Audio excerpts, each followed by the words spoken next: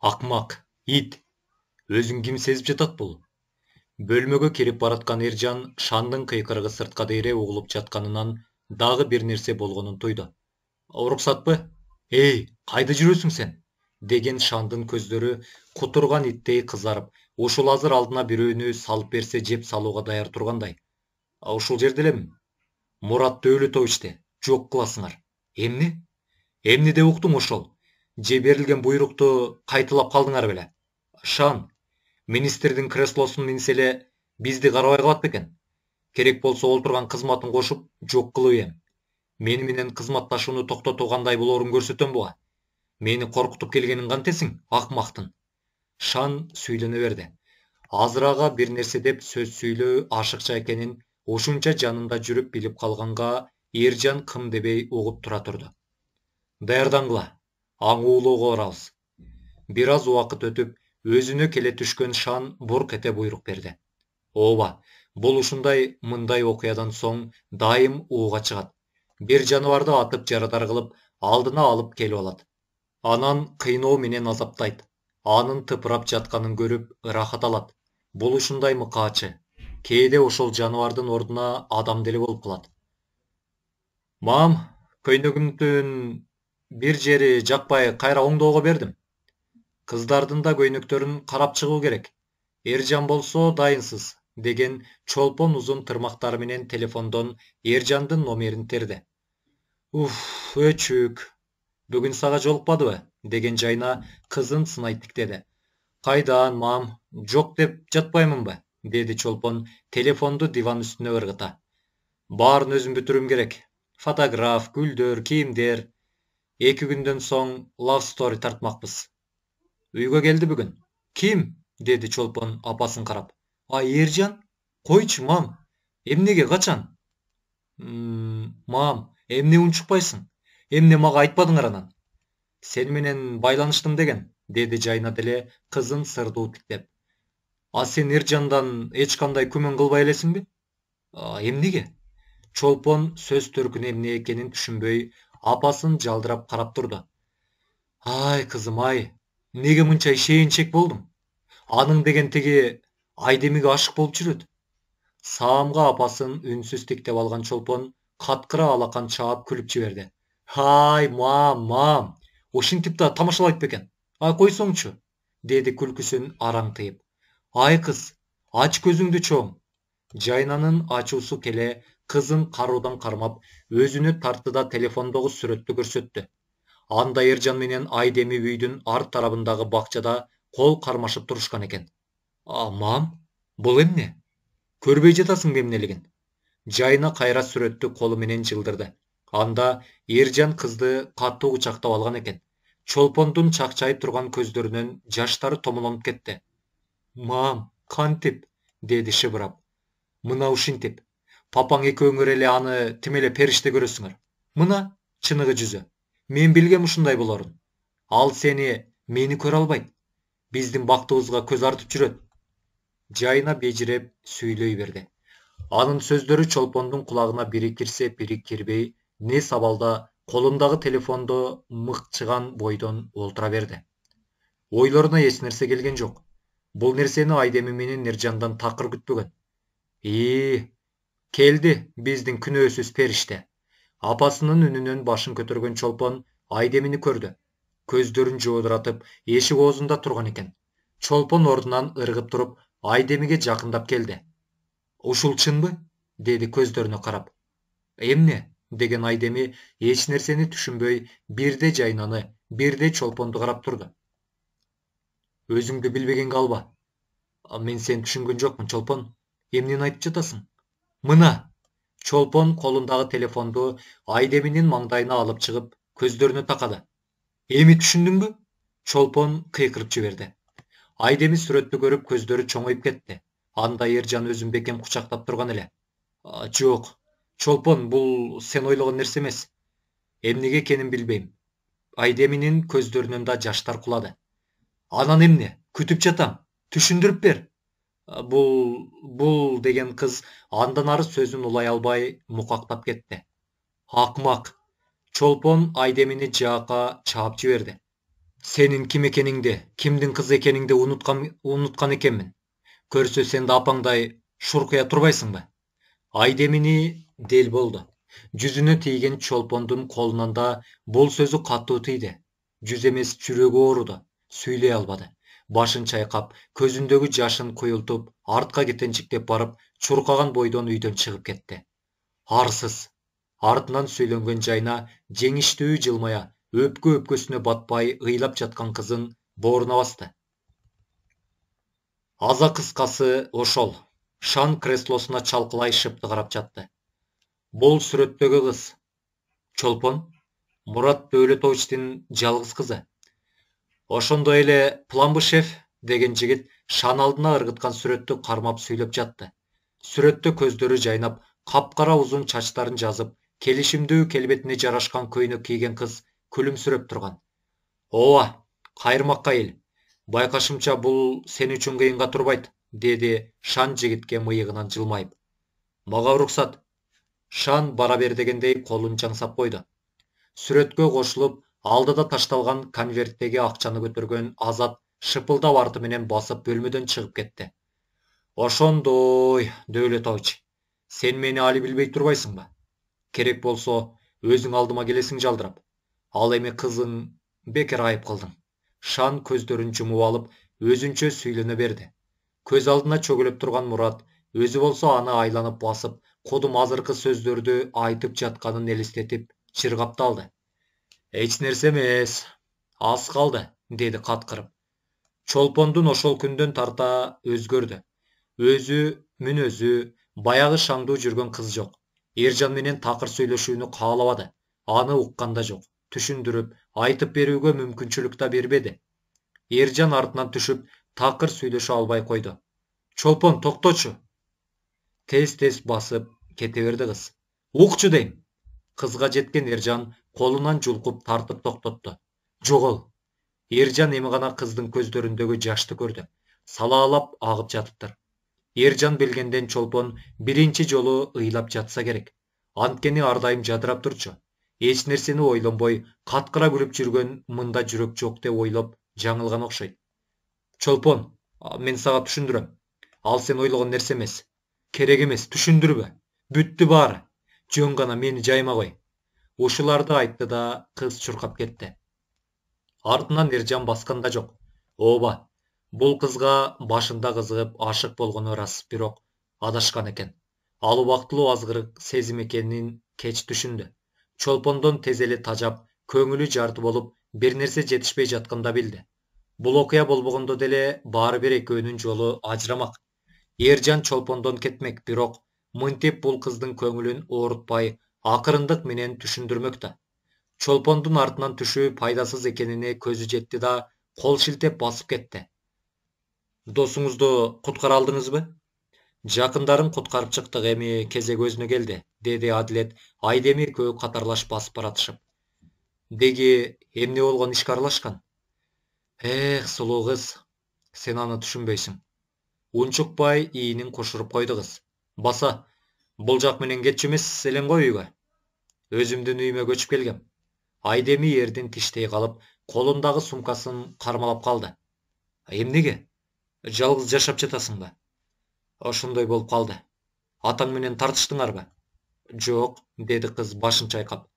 Атам алыста, командировкага кеткен. Анда Адилет байке, сиз чалып кабар берген күнү досуңуз үйгө келди. Мен ага айттым, жетип алышыптыр деп. Анан Эржан кубанып кеттиби билбейм, мени кучактап алды, бирок көпкө турбады. Ошол убакта эже сүрөткө тартып алган экен. Айдеми андан аркысын айта албай, колдору менен жүзүн жаап ыйлап жиберди. Болду. Адилет кызды кучагына алды. Чолпон жек көрдү. Бирок Кудай күбө, менин эч кандай жаман ниетим жок болчу. Эмнеге антип турганыбызды сураганда эмне деп айтаарымды билбей, Айдеми Адилеттин кучагында туруп, актангандай ыйлай берди. Кулагына Чолпондун апасы тууралуу айткан сөздөрү келип, ан сайын көпкө өпкөсүнө батпай буулугуп жатты. Жардам бердим десем, түк ишенмек эмес. Анын үстүнө силер эч кимге ооз ачпа дебедиңерби? Болду, ыйлаба. Сен баарын туура кылгансың. Көрөсүң го? Эржан оңой эле түшүндүрүп коет, деген Адилет Kızdın жүзүн өзүнө буруп, колдору менен жаштарын сүртүп, сооротуп жатып сүйлөдү. Атам келип укса капа болот. Айдеми башын шылкыйта, үшкүрүнүп алып алдыга басып жөнөдү. Атаң сени туура түшүнөт. Көрөсүң го? Кызыңды карачы, соолуп жатканын. Анан эч нерсени тактабай туруп кууп салдыңбы? Мен кууган жокмун. Өзү кетти, уятына чыдабай. Баары бир ошол кызды батыра албадың сен. Мурат алыс сапардан келген соң Айдемини үйдөн таппай Жайнадан сурады эле колуна телефондогу сүрөттү карматты. Болгондо да бир тууганынын болочок жолдошун азгырат деген эмнеси? Жайна дагы какшанып кирди. Анын оюнун баары Айдемини болушунча каралап, жаман көрсөтүү эле. Атасынан алыстатып дегеле өздөрүнүн жашоосунан түп тамыры менен жок кылып салгысы келип турду. Айдеми бул жорукка барчу кыз эмес. Эмне? Кимдин кызы ал? Апасы ким эле да? Кызы ким болду? Жап, жап, болду жагыңда. Айгүл тууралуу бир жаман сөз оозуңдан чыкпасын. Жайнанын жанына жете келген Мурат аялынын эгин кайыштыра кармап туруп, диванга түртүп жиберди. Өз кызыңды аябаган кандай атасың сен? Дагы эле ошол кызыңды сурайсың. Чолпон эмне болуп жатат? Жайна эми ыйлаганга өттү. Үстүндөгү костюмун чечип диванга ыргыткан Мурат аялын жубатпастан экинчи кабаттагы Чолпондун бөлмөсүнө жөнөдү. Чопа, кызым. Ичкериден жооп болбогондуктан акырын эшигин түртүп ичкерге кирди. Бөлмөнүн ортосунда чачылган сүрөттөр менен тойго даярдалып чыгарылган чакыруу кагаздардын үстүндө колдору канга боелгон кызы жатты. Чолпон шашылып кызын көтөрүп чуркап жөнөдү. Биринчи кабатта ыйлап отурган Жайна кызынын шалактап кан тамып бараткан колун көрүп, андан бетер өңүрөгөнгө өттү. Кызым ай, кызым! Чолпондун кесилген колдорун тегип, таңып беришти. Бирок аябай көп кан жоготкондуктан ооруканада дагы бир аз калмай болду. Мурат качан гана дарыгер чыгып, абалы жакшы дегенде Жайнаны кызынын жанына калтырып, өзү Айдеминин алдына кетти. Төрөлгөндөн апасы экөө жашап, эң сонун күндөрү өткөн үйдө Айдеми жалгыз жашап жатты. Бир тараптан ар дайым Жайнанын күнөөлөп тиктеген көз карашынан кутулуп, ээн эркин жашап калганына кубанса, экинчи тараптан көкүрөгүн ачыштырып, болбогон жалаа менен ал үйдөн кеткенине ызаланып турду. Эми гана сабактарын даярдап, жатууга камурганда телефонуна чалуу келди. Караса тас экен. Телефонду албай туруп, анын бул жерге келгенин сезди. Апасынын жылуу жемпирин үстүнө кийип, сыртка чыкса, чын эле атасы короодогу балдар ойноочу аянтчада селкинчектеп отурган экен. Ата, деди күнөөлүүдөй үнү тирилдеп. Кечир кызым. Мурат артына карабай эле сүйлөп жатты. Кечиргиле. Апаң экөөңөргө бакыт бере албадым.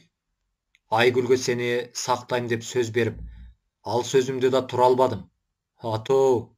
Айдеми атасынын артынан барып кучактап алды. Кандай экенин билбейм, кызым. Бирок сенин күнөөң жок экенин билем. Жайна Чолпонго сүрөттөгөнчөлүк акмактыкка барышыңа мен ишенбейм, кызым. Ата, туура эмес түшүнүп алышты. Чолпонго түшүндүрүүгө аракет кылдым, бирок ал апамды. Мурат кызын артына бурулуп, кызынын өрүлгөн саамайынан жыттады.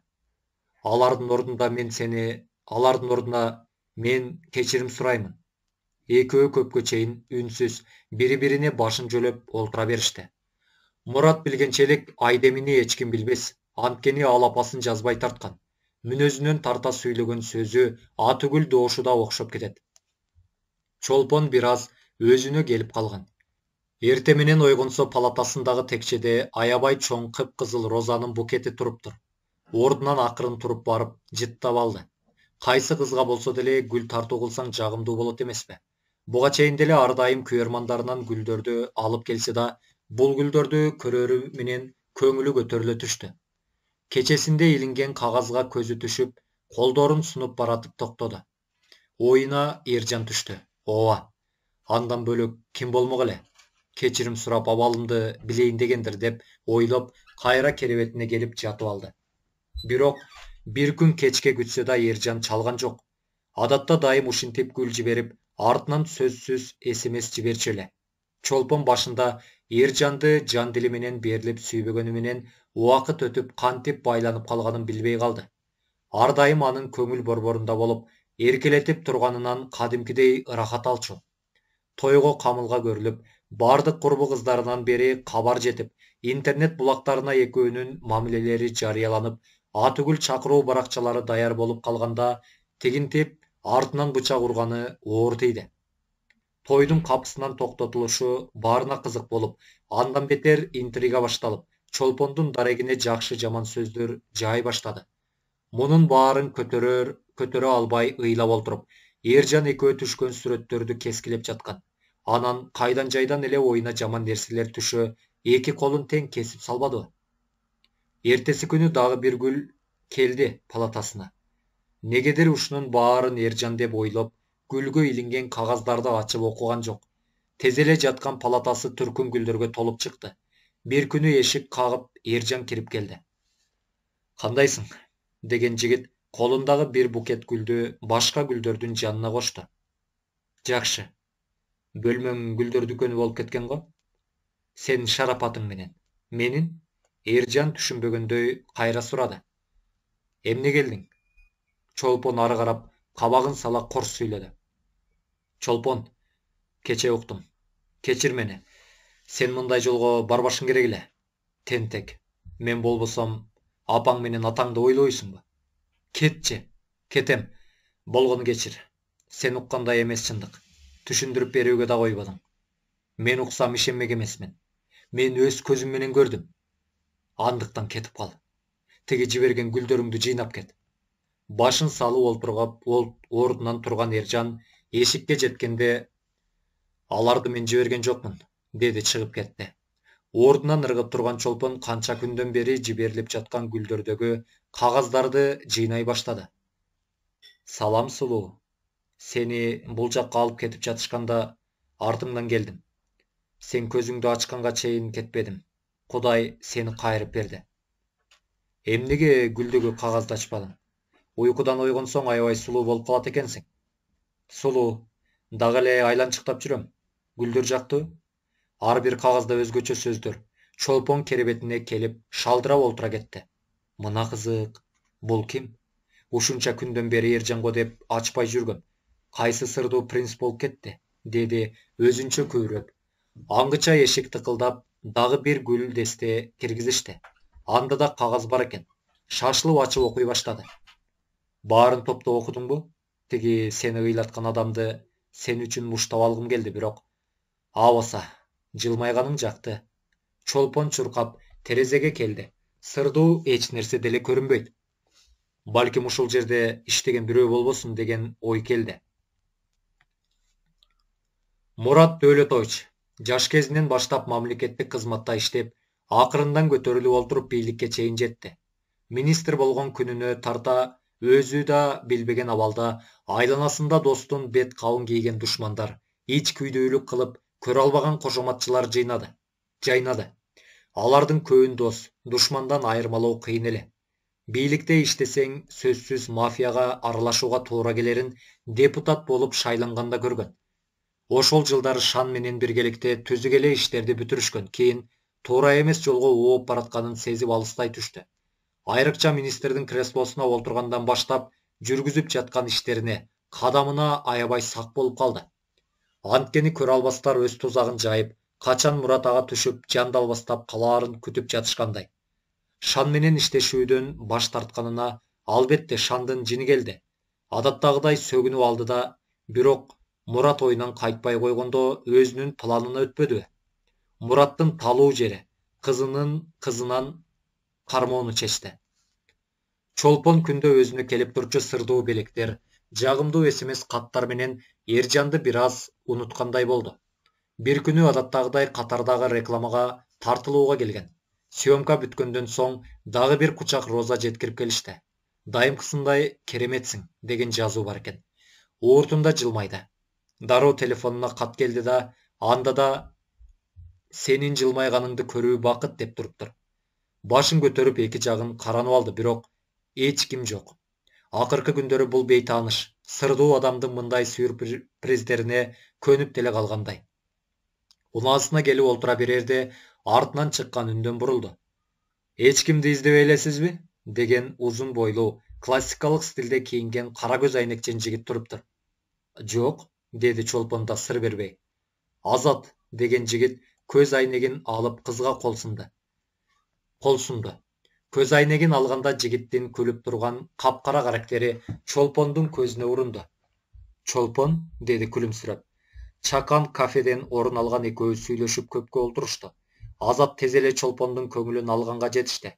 Күн мурунтан жиберген гүлдөр менен качан эле өзү ойлоп койгон планы ишке ашканын кызды тектеп туруп түшүндү.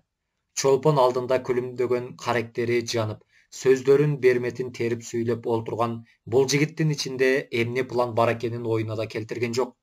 Анын өзүн берилип карап, колдорун кармап аяр өөп койгонуна жибип, заматта ушул жигит аркылуу Эржандан өч алууну көздөдү.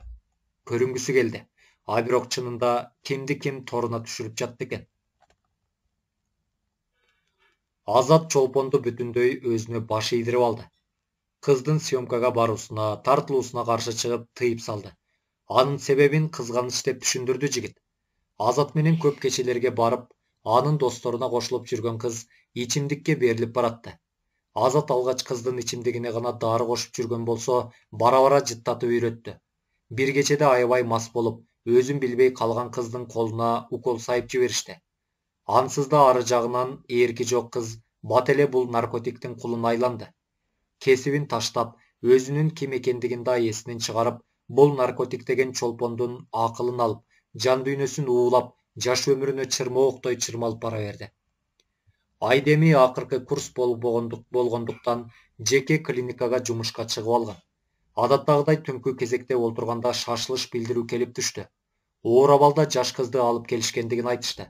Кабыл алуу бөлмөсүнө кирген Айдеми керебетте өзүн билбеген абалда жаткан Чолпонду көрдү. Чын эле абалы өтө оор болчу. Дозасынан көп колдонуп жиберип, өзүн жоготуп койгондо алып келишиптир. Кимдер таштап кетишкенин да билишпейт. Тапырап кыздын өмүрү үчүн күрөшүп жатышканда кетип калышкан өңдү. Таңга жуук көздөрүн ачкан Чолпон бозоргон шыпты көрдү. Эсинде эч нерсе жок. Бир гана башы жарылуучудай болуп ооруп, колдору өзүнүкү эместей, денесине болсо бирөө оор ташты бастырып салгандай жанчылат. Башын бери буруп, маңдайында ак халатчан Айдеми уктап жатканын көрдү. Колундагы сайылган асма уколду жулуп ыргытайын десе, же колу көтөрүлбөйт. Аңгыча Айдеми ойгонуп кетти. Өзүңдү кандай сезип жатасың? Деген кыз Чолпондун алдына келип, чекесине колун тийгизди. Тийбе. Өзүнүн ушул абалын Айдеми көргөнүнө жини келдиби же борунку кылыктарын эстеп кетти. Айдемиге бир тийди. Чолпон, сага эмне болду? Жалооруй карады. Баягы өзү биринчи жолу көргөн Чолпон жок. Арыктап, сөөгө эле калгандай. Жайнап турган көздөрүнүн алды карайып, аппак нурдуу жүзү бир абал. Сага эмне? Деди башын буруп. Эже билеби? Эмнени? Деди Чолпон чоочуп кетти. Өзүм да ушинтип ойлогом. Айдеми ордунан туруп, асылып турган асма уколун алып жатып сүйлөдү. Сенин наркотик колдонуп жүргөнүңдү кайдагын айтпачы. Могул эмне? Айдеми олтура калып, Чолпондун эки колун тартып көргөздү. Анда көгөрүп, жарылып кеткен тамырларынын эски шприцтерден калган тагы турат. Эч нерсе, деди Чолпон. Сен дарыланууң керек. Менде жакшы баары. Жок, жакшы эмес. Дарылануу курсун баштайбыз. Жок десең, атама чаламын. Мурат Шан менен мамилесин токтоткондон бери өзүнүн дарегине карата ар кандай коркутууларды ала баштады. Алгач анча көңүл бөлбөй жүргөнү менен убакыт өткөн сайын ал коркутуулар күчөй берди. Түгүл ишин артынан чукуп, улам текшерүү жүрө баштады. Ал эле эмес кызы Чолпон жөнүндө түркүн кептир айтылып, кээде кызынын ар кайсы клубтарда ичип чегип олтурган сүрөттөрү тарай баштаган. Кызынын жагымсыз сүрөттөрү интернет булактарына таркагандан көп өтпөй, белгилүү гезиттен эл адамынын жалгыз кызы деп Чолпондун сүрөттөрү жарыяланып чыкты. Андан сырткары экинчи аялы Айгүл жөнүндө жазылып, кызы Айдеми тууралуу да кенен жазылып кетишиптир. Алгач тарбияны үйдөн баштоо керек. Жалгыз кызына алы келбеген биздин министр мырза кантип эл башкарат деген жазууну окуп, гезитти мыкчып айырып салды. Жайна! Экинчи кабаттан чуркап түшкөн аялына атырылды. Кана Чолпон? Мен тап! Бүгүн Айдемини алып келемин. Үнүңдү чыгарба. Эми оозун таптап келе жаткан аялына бакырды да сыртка чыгып кетти. Машинасына олтуруп эле жумушуна да барбастан Айдеминин үйүн көздөй айдады. Жол катар жардамчысына чалды. Алло, бул мен. Бүгүн жумушка чыкпайм. Билбейм, бир нерсени ойлоп тап. Райондорго кетти да, билбейм кыскасы. Анан эртең мененки кабарды окудуңбу? Тез гезитти сатыктан алдыргыла. Макаланы жазган журналистти тапкыла. Өзүң билесиң кандай бүтүрүү керек экенин, деди да телефонду ыргытты. Айдемини алып келем дегенинин себеби азыр эки кыздын тең өмүрү коркунучта турган. Жол катар үй алдына жан сакчыларды көбөйтүүнү да ойлоп баратты. Эң жакшы жол үй бүлөсүн алып өлкөдөн убактылуу чыгып кетүү зарыл. Анткени артын чугуп текшерүү жүргүзүп жаткандарын мурдуна Шан экөө шерик болуп бүтүргөн бир канча контрабанда иштери жыттанып калгандай. Айдеминин үйүнө келип коңгуроону кыйла басып турду. Эч кандай жооп болгон жок. Кыязы үйдө эмес окшойт. Дал ушул учурда Айдеми Чолпонду ооруканада жашыруун дарылоо курсун баштаган эле. Кеч кирип караңгы түшүп калса да Чолпондон дайын жок. Телефону болсо өчүрүлгөн. Жайна бир ордунда тура албай, улам колдорун ушалап, ары бери басып жүрдү. Мурат азыр келсе, кантип жооп берет? Кызын кайда экенин эмес, кай жерден издөө керектигин да билбейт. Чолпондун мындай түн катып жоголгондору акыркы күндөрү көбөйүп калган. Жайна чындыгында маани бербеген экен. Эми гана келбегенине бүгүн бир жумага чукулдап, гезит беттеринде тигиндей сүрөттөрү чыга баштаганда эси чыгып, издей баштабадыбы? Бир убакта эшик алдында машинанын токтогону угулду. Чуркап эшик оозуна жеткен Жайнанын көздөрү чакчайып кетти. Алсыз шалдырап, араң турган Чолпонду кармап Айдеми менен Мурат кирип келишти. Чолпон, кызым, сага эмне болду? Деди колуна илинген асма уколду көрүп ыйламсырап. Эже, жакшы баары, деген Айдемини жакадан алды. Сен уктуңбу? Баарын кылган сен. Эмне кылдың кызыма? Жаш айланган көздөрүнөн заары чачырап турган Жайнаны аяп турду Айдеми. Мурат Айдеминин жакасына жармашкан аялынын колдорун силкип алып, өзүн түртүп жиберди да Чолпонду Айдеми экөөлөп жетелеп бөлмөсүнө алып чыгышты. Ал эми Чолпондун бир нерсе деп сүйлөөгө чамасы жок эле. Артынан чуркап барган Жайна кызынын бөлмөсүнө жете бергенде Мурат чыкты да аялын каруудан алып, өздөрүнүн бөлмөсүнө сүйрөп жөнөдү. Алып кирип эле жерге түртүп жиберди. Эмне болду кызыма? Жайна кайра ордунан туруп Муратка асылды. Эмне кылдыңар? Сен бизди айтып жатасыңбы? Кызың наркоман, түшүндүңбү? Наркоман! Жок, ишенбейм. Эмне карабадың? Эмне көз салбадың? Жап-жалгыз кызды эмнеге сактап кала албадың? Мурат Жайнаны эки каруудан алып силкинтип жиберди. Бир жумадан бери Айдеминин короосунда экен. Өзү дарылоону баштаптыр. А сенчи? Бир жума издебей жун койдуңбу? Жерде олтурган Жайна колдору менен эки кулагын баса калды. Болушу мүмкүн эмес. Менин кызым наркоман эмес. Көз алдына мурунку Чолпон менен азыр эле өңдөн кетип шалдыраган Чолпон тартыла, өңгүрөп ыйлап жатты. 2 ай мурун эле көзүнүн кареги менен тең айланып, айланчыкта укмуш сөздөрдү жаадырып, белектерди сунган Азаттан дайын жок. Чолпон Айдеми берген уколдорду алып, бир аз өзүнө келе түшкөндө Азатты издөөгө өттү. Телефону өчүк. Шалдырап олтура калды. Башка кай жерден издейт? Деги Азатты жакшы тааныйт беле. Ата-энеси, жашаган жери, иштеген иши, ал кезде булардын бирин сурап алуу да оюна келбеген экен кыздын. Ошончолук ишенген беле. Азат тааныштырган досторунун кыздарына чала баштады. Кызыгы, жан досторум деп тааныштырган достору бири да билбейт экен Азаттын кайда экенин. Азатты издөө менен убара болуп, тамак жеп өзүнө келе түшкөндө баягы сайынып жүргөн уколдорунун кумары келе баштады. Канчалык өзүн карманган сайын жинди немедей колдору титиреп, денесин да майда калтырак басып, акылына эч нерсе сыйбай, өзүн жоготуп коюп жатты. 2-3 жолу эшикке жулунуп бараткан жеринен Айдеми менен Жайна кармап калышкан. Кызынын акылынан ажыраган немедей башын койгулап, кыйкырып жатканын көргөн Жайнанын эси ооп кетти. Ооз менен колун жаба калып, дубалга такалды. Кое бер мени, кое бер. Суранам. Мам, бир жолу. Акыркысы, мам. Айдеми тынчтандыруучу укол бергенде гана көздөрү аңтарылып жатып калды. Чолпонду экөөлөп көтөрүп, бөлмөсүнө жаткырышып чыгып кетишти. Жайна ыйлап жатты. Көз алдына кызынын кичине убагынан азыркыга чейинкиси тартылды. Качан ушундай болду? Кайсы убакта бул жолго түшүп кетти кызы? Канча уктаганын деле билбейт. Көзүн ачса эшикке караңгы түшүп калган экен. Телефону болсо токтобой чырылдап жатыптыр. Дос кызы. Алло, Чопа. Да. Тиги сен Назатың жүрөт, деди акырын шыбырап. Кайда? Жанагы клубда. Сенин унааңды жолдон көрүп киргенмин. Клубда Азат башка кыздар менен олтурат. Эмне мен унаам? Эми гана унаасы менен атасы туулган күнүнө белек кылган квартирасынын ачкычын Азатка карматканын эстеди. Азыр барып калам, деди да телефонду ыргытып, шашыла кийинип жатты. Бирок ушул учурда да сайынып жүргөн дарынын кумары таркай элек болчу. Бир жолу клубдан алганча келем деп ойлоп койду. Маселе сыртка кантип чыгаарында. Терезени ачып тушундагы бак менен акырын түшүп үйдү айланып өттү. Короодо апасынын машинеси турган экен. Дароо чуркап жетти. Жайна дайым ачкычтын унаасына калтырчу. Азыр да унаасында экен. Чолпон кубанып алды. Эми дарбазадан чыгып кетүү калды. Жан сакчылар эшик алдында жайнайт. Мени сыртка чыгарбай кайтаруу үчүн ушунча сакчы койду деп алды өзүнчө. Кызды атасынын маселелери ойлондурбайт да болчу. Бир убакта чоң каалга ачылып, Мурат кирип келди.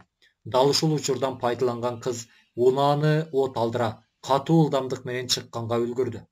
Жанынан өтүп баратканда Мурат ролдо Жайна эмес, Чолпон экенин көрдү. Катуу үндөн сыртка чуркап чыгышкан Жайна менен Айдеминин көргөн Мурат кайра артына бурулуп, Чолпондун артынан түштү. Кечки шаардын көчөлөрүндө зуулдап, кубалашып бара жатышкан Мурат менен Чолпон. Кыз артынан атасы келе жатканын көргөн да жок. Болгон ылдамдыкка салып бара жатты. Ал эми Мураттын артынан Шандын жигиттери. Кызыл жанган жол чырактан Чолпон өтүп кетти. Ал эми Мураттын азыр ойлонууга убактысы жок эле. Токтоп калса кызын жоготуп ийүүчүдөй болуп, алда кызыл чырактан өтө бергенде кесилиш жолдогу сол тараптан чыккан унаа коюп кетти. Тарс эткен үн менен коюу түтүн каптаган жерге бат эле элдер чогула калышып, тез жардам жетип келди. Бирок кечигип калышыптыр. Мурат ошол жерде жан берди. Жука көйнөк менен чачтары иретсиз жазылып, жылаңайлак клубка кирип келген кызды баары таң калып карап турушту. Залдын төрүндө сулуу бийкечти кучагына алып, Азат олтуруптур. Өзүнө күлмүңдөгөн караган баягы курч карактери менен теге кызды суктануу менен берилип карап олтуруптур. Кызганыч Чолпондун алкымын бууду. Азат маңдайында арыктап, көзүнүн алды көгөрүп, өзүн жек көрө тиктеп турган Чолпонду көрүп коркуп кетти. Кыздын абалы ушунчалык аянычтуу. Биринчи көргөндөгү баягы теледен чыгып жүргөн кыздан кыпындай да калбаптыр. Анын ордуна наркотикке өмүрү байланган бирөө турду. О, Чопа, деди Азат коркконун билгизбей. Акмак. Чолпон жигитке жакын келип, жүзүнө чаап жиберди. Эй, анчалык катуу кетпе. Дагы бир жолу урмакчы болгондо Азат колдон алды. Жер жутсун сени, акмак. Чолпон кыйкырып жиберди. Бул жердеги тартипти караган бирөө барбы? Бул бийкеч бир аз мас болуп калыптыр, деген Азат эки жагын карап алып кыйкырды да Чолпонду мазактуу тиктеп турду. Убалым уктатпасын сени, деген Чолпон стаканда турган ичимдикти алып Азатка куюп жиберди. Өзүңдөн көр. Азат ары бурулуп басып бараткан Чолпонду колдон булкуп, сүдүрөп баратып кекерлүү шыбырады. Туура эле унаасына сүдүрөп барып, белгисиз тарапка айдап жөнөдү. Кыйкырып каршылык көрсөткөн бир уруп Чолпонду эсин тандыра койду да арткы олтургучка жаткырып салды. Жол катар бирөөлөргө телефон чалып, өзүбүздүн жайга кел, жигиттерди да алып ал, деп өчүрүп койду. Жарым саат жүрүшкөн алар шаардын сыртындагы бузулган эски имаратка келишти. Бул жерде Азатты дагы 4 жигит күтүп турган экен. Эмне болду анча шашып? Азат унаадан түшөрү менен жигиттердин бири сурады. Машинада бирөө бар. Ширеңкесин тамызган Азат ар жакка өтүп кетти. Бул жанагы эмеспи, теле жылдызчы? Унаанын ичине баш багып, Чолпондун жүзүнө үңүлгөн жигит кыйкырды. Ошол түнү 4 жигит Чолпонду каалаганча эрмектешти. Эки колуна тең шприц сайып, ошол дарыдан берип салышып, таштанды курулушка кызды таштап кетип калышты. Азат, балким шаарга жакын жерге алып барып таштасакчы, деги жигиттердин бирөөсү эс учун билбей, жерде жаткан чолпонду аяп.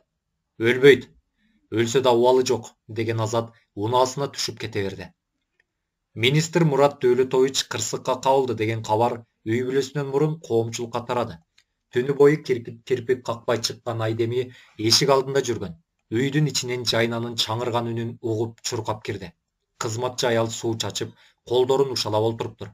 Эмне болду? Деп Жайнанын колдорун кармап, жанына олтура кетти. Тез жардамга чалчы. Ким бар? Келгиле. Кызматчы аялдын бир аз жашы улуураак Айдемиге айткандан коркту. Сыягы бул да өзүн жоготуп койбосун деди окшойт. Тапырап кирип келген башка кызматчылар жерде жаткан Жайнаны көтөрүп диванга жаткырышты. Баарынын көзүндө жаш тегеренип жүрөт. Тынччылыкпы деги? Айдеми сабыры түгөнгөндө кыйкырды. Кызым келчи, деген аял Айдеминин колдорун кармап оор үшкүрүндү. Кайраттуу бол кызым. Атаңдан ажырап калдык. Эмне? Атам? Кандайча? Кучагына баскан аялды түртө Айдеми түшүнбөй кайра сурады. Күчтүү бол балам. Кудайдын буйругу. Жок. Айдеми эми аңдап жетти да ыйламсырап кыйкырып жиберди. Сен күчтүү болбосоң болбойт балам. Карачы Жайнаны. Кала берсе чолпонду таап кабар берүү керек, деген аял көбүрөнө сүйлөнүп Айдемини жөлөп олтургузду. Атам, кантип эле? Эмне болуп кетти? Деди кыз шыбырап. Жолдо кырсыкка кабылыптыр түндөсү. Жол чырактан өтүп баратканда. Чолпон. Айдеми бир нерсе эсине түшкөндөй селт этти. Атасы чолпондун артынан кетпеди беле? Ал кайда? Айдеми тура калып, кол телефонун издеп таап чыкты да шашыла титиреген колдору менен Адилеттин номерин терди. Алло, Айдеми? Жакшысыңбы? Мен азыр эле уктум. Адилет байке, атамдын үйүнө келиңизчи, деди шашылып. Макул, азыр барам. Арткы тараптагы жол менен келиңиз. Үйдүн алдында адам көп. Түшүндүм. Жарым саат өтпөй бакча менен келген жолдо Айдеми Адилетти кучактап ыйлап турду.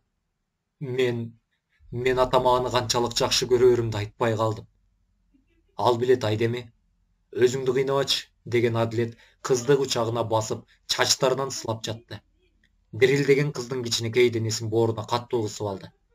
Көптөп барып басылган кыз бир убакта жаштарын аарчып, ыйын токтотту. Бул чоң жоготуунун азабы далай кыйнайт, бирок азыр дагы бир маселе бар. Эмне? Деген Адилет таң кала Айдеминин оозун тиктеди. Чолпон түндөсү качып чыккан үйдөн. Атам артынан кеткен болчу. Чолпондон алигече дайын жок. Адилет байке, сиз өзүңүз издеңизчи. Милицияга кабар бере албайбыз. Абалыбызды көрүп турасыз да. Макул, жигиттер менен издөөнү баштайбыз. Клуб, кафе, ресторан, дагы билбейм ал кыз кай жерлерде жүрөрүн, деди Айдеми чарасыз. Ойлонбо, табабыз. Менимче жерге берүү зыйнаты эртең болот. Ага чейин табуу керек. Макул, деп башы ийкеген Адилет кыздын колдорун бекем кармап алды.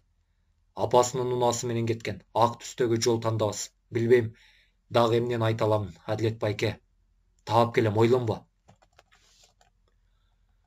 Адилет залда чогум ашыккан жигиттерди жардамга чакырды. Алгач эле шаардагы бүт кафе, клубтарды бөлүнүп алышып, төрө кыдырганга өтүштү. Акыры бир түнкү клубтун алдында токтоп турган Айдеми айткан унааны көрүп, ошол клубка кирди. Клубтун администратору менен жолугуп, камераны текшерип берүүсүн өтүндү. Кылдаттык менен камераны текшерип жатып, чолпонду көрдү. Колунан булкуп жетелеп бараткан жигиттин жүзү даана түшпөй калыптыр. Сыртта да барбы камера? Албетте. Анда ошол камераны да карап көрөлү? Көрдү. Колдон сүйрөп барган жигит башка унаага салып айдап кетиптир. Ал унаа бурулган тараптагы жол шаардын сыртына чыгып кетет. Демек, шаардан алып чыгып кеткен болушу да мүмкүн. Алар түшкөн унаанын номерин жазып алып, клубтан чыгып кетти. Мурат Дөөлөтовичтин өлүмү баарына кокустук катары маалым болду. Атүгүл үй бүлө мүчөлөрүнө да. Аны эч ким атайын Шан тараптан уюштурулган жол кырсыгы экенин билбей калышты. Жерге берүү зыйнатына эл көп келди. Келгендин баары эле кызы Чолпонду сурап жатышты. Ооруп калды. Атасынын өлүмүн көтөрө албай дешкенинен башка сөз айтыша алышпады. Murat'ты жерге беришти. Кечинде өзүн улам жоготуп бара жаткан Жайныга Айдеми тынчтандыруучу укол жасап жатканда телефонуна чалуу келди. Адилет байке, жакшы кабар менен чалдыңыз деп үмүт кыламын. Таптыңызбы? Таптык, бирок абалы оор, деди Адилет. Канчалык? Айдеми бир аз ары жакка басып сүйлөдү. Араң дем алып жатат. Мен иштеген клиникага алып барыңыз. Мен да үйдөн билдирбей чыгып барууга аракет кыламын. Айдеми шашыла үстүнө күрмөсүн көтөрүп, үйдүн арты менен жөнөдү. Клиникага келгенде Адилеттер али келише элек экен. Дароо клиникада жандандыруу бөлүмүн уколдорду даярдатты. Аңгыча каталкага чолпонду салып кирип келишти. Абалы оор дегенин укса да мынчалык элестетпеген. Жүзү сабалгандан таанылгыс болуп көгөрүп, колдорундагы тамырлар да жарылып кетиптир. Денеси муздап бараткан экен. Тамыры билинер билинбес уруп жатат. Айдеми не сабалга түштү. Кислородду даярдагыла, деген баш дарыгердин үнү Айдемге селт эттирди. Мен, деген кыз каталканын чекесин кармап калды. Айдеми кызым, сени бул абалда киргизе албайм ичкери. Сыртта тур деп токтоткон дарыгер жандандыруу бөлүмүнүн эшигин жаап койду. Айдеми, деген Адилет теңселе дубалга жөлөнө калган кызды кучактап калды. Кайдан таптыңыз? Шаар сыртындагы эски имараттан. Кимдер аны минтип таштап салышты? Издеп жатабыз. Клубтан бирөө менен чыккан экен, алар түшүп кеткен унааны издеттим. Чолпондун өзүнө катталуу. Бирок сөзсүз табабыз. Апасына айттыңбы? Деди Адилет Айдеминин айласыз, чарчаңкы араң турганын көрүп, аягандай жалооруп. Апасынын абалы мындан да оор, деп алган кыз өзү да оор үшкүрүнүп олтура кетти. Министр каза болгондон кийин артындагы иштери казылып чыкты. Жогорку кеңештин депутаты болуп жүргөндө көп эле контрабанда менен алек болгон экен. Андан сырткары мамлекеттин бюджетине зыян келтирди деп коррупциялык иштеринен бери таап чыгышты. Өлүмүнө бир ай боло элек үйүнө укук коргоо органдары кирип келишип, Дөөлөт Очтун бүт мал мүлкүн конфискацияланаарын, атүгүл ушул турган үйдө мамлекеттин эсебине өтөөрүн эскертип кетишти. Бул жагын араң көтөрүп турган Жайна муну укканда такыр эсинен танды. Мураттын атына гана жазылган мүлктөр эмес, кызы Чолпондун, аялы Жайнанын атындагы мүлктөрдү да тартып алышты. Бозоргон дөбөдөгү жайдын алдында турду Айдеме. Бир канча убакыт мурун атасы менен сүйлөшкөн ошол кечти эстеди. Кызым, күчтүүм менен, билесиңби, сенин эстүүлүгүң апаңдан өткөн. Сиз деле акылдуу эмессизби? Деген Айдем эркелеп. Акылсызмын, кызым, акылсызмын. Ата, а сен бактылуусуңбу? Кызынын жүзүнө бурулган Мурат оор үшкүрүнүп жиберди. Бакыт деген бийликте, байлыкта, мансапта, көңүл ачууда болсо бактылуумун. Жан дүйнө тынчтыгы менен сүйүүдө болсочу, деген Айдеми атасын суроолуу тигилди. Анда бактысыз өмүр сүрдүм. Жок, жалган айттым. Бактылуу болдум. Болгон аз гана убакыт. Ата, мени кечир. Сага апам менен көрүшүп турууга уруксат бербей койгонум үчүн. Сага сүйлөбөй жүргөнүм үчүн.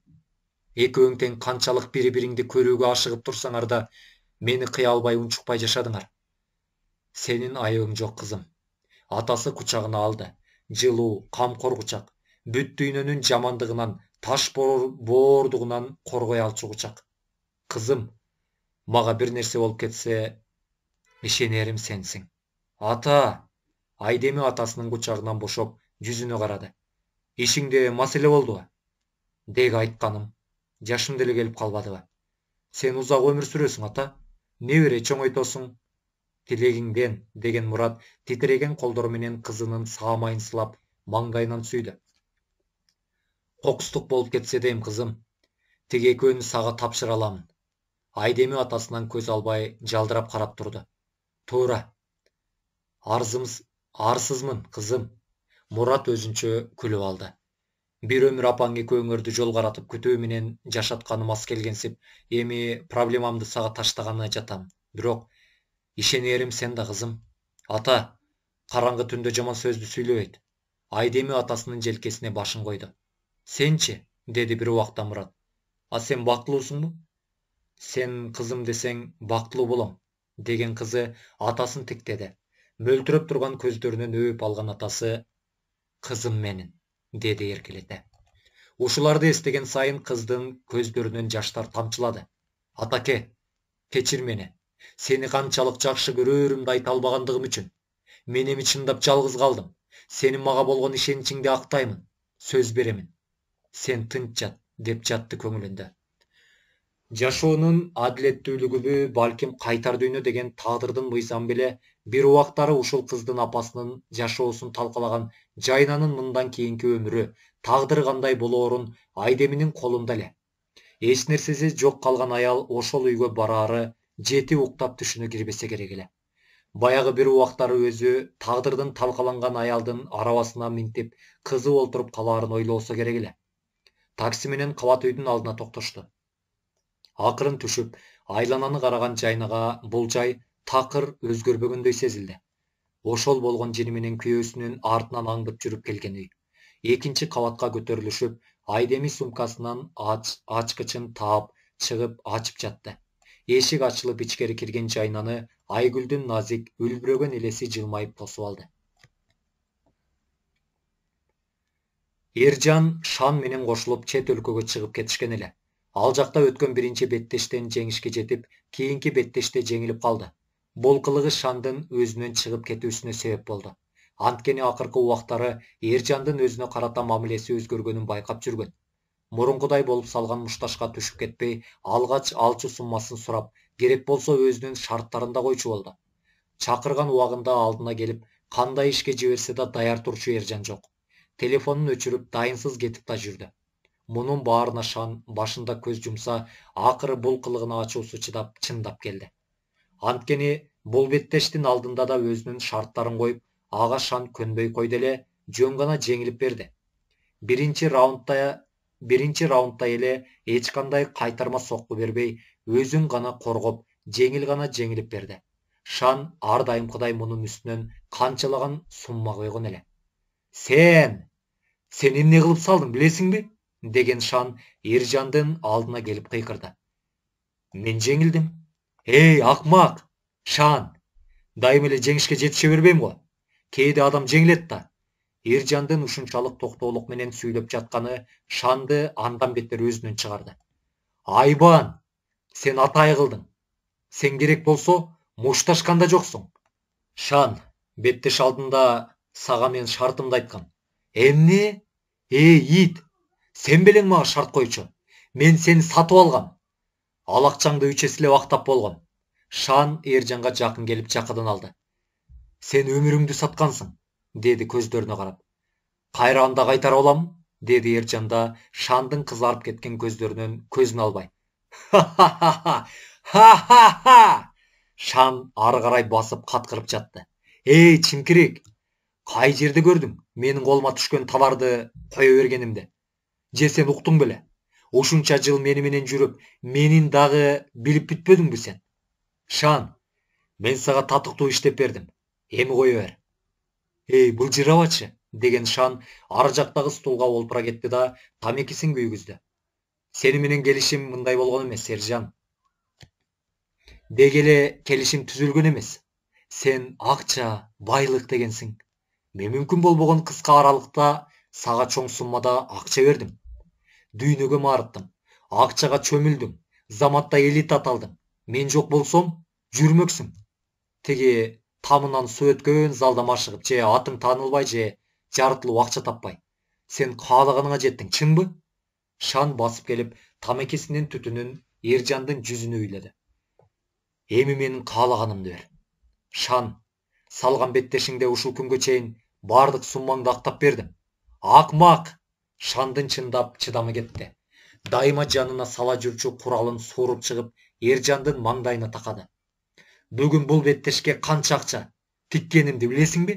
Жок, ал сумма сенин түшүңө да кирбейт. А сен болсо, аны жөн гана көккө сапырдың. Мунун баасын кантип төлөйсүң? Өмүрүң мененби? Жок, жалгыз сенин өмүрүң жетпейт. Шан Эржанды курал менен төшүнөн ары итерди. Кыргызстанга жетип сүйлөшөбүз. Шан чыгып кетери менен Эржан Дубалды муштап жиберди. Дагы жакшы апасы менен карындаштарын өлкөдөн чыгарып жиберген экен. Өзүнүн өмүрү не болсо болсун, ушуларды ойлогон Эржан башын мыкчый олтура кетти. Кыргызстанга кайтары менен өлкөдө дуу болгон министрдин өлүмүн укту Эржан. Чолпон менен Айдемиге барайын деп келип, баягы особняктын дарбазасында печатталган кагаз турганын көрүп артына кайтты. Досу Адилет менен байланышып, жашыруун жолугушту. Түшүнүктүү, деди Эржан, болуп өткөн окуяларды угуп, башын шылкыйта. Чолпондун абалы чын эле оор. Айдеми өз үйүндө карап жатат. Азырынча атасы тууралуу айтыш элек. Билесиңби, Адилет, Чолпондун бул абалга түшүп калышына менин күнөөм көп.